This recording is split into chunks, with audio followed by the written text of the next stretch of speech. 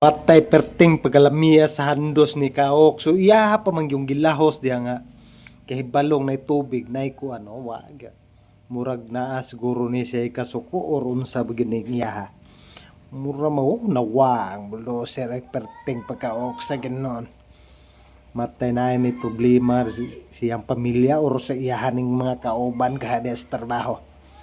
Matay dako ang kadamage perting pagkadakuha sa gasto sa iyahang gibuhat, no? Kita nga mga operator kabalo gyud ta diha og basta ning ana nga magtubig ani. Samot na nga ni mga reclamation, imbang, tambak, mao gyud sa pinaka delikados bulldozer.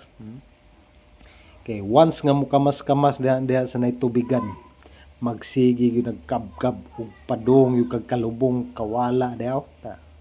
Perting luya, murag kabaw nga naglubog sa huyong-huyungan.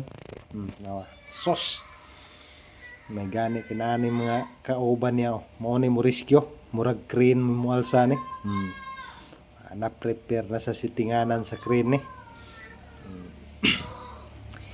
buhat naglingkuranan ng crane diri yung crane no kani aswaton yun sus grabing pagkadakuha gid siyang nahimo nga kadaot siyang kumpanya.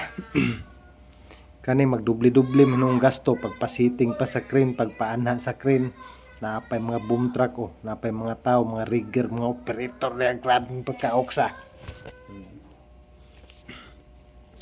Pugos may luwas ang tagiya na kay pila guna ka milyon samantalang ang pagriskyo mo lagi madubli na hinong gasto tungod sa imong binuhatan. Naok sino no. May lagi ka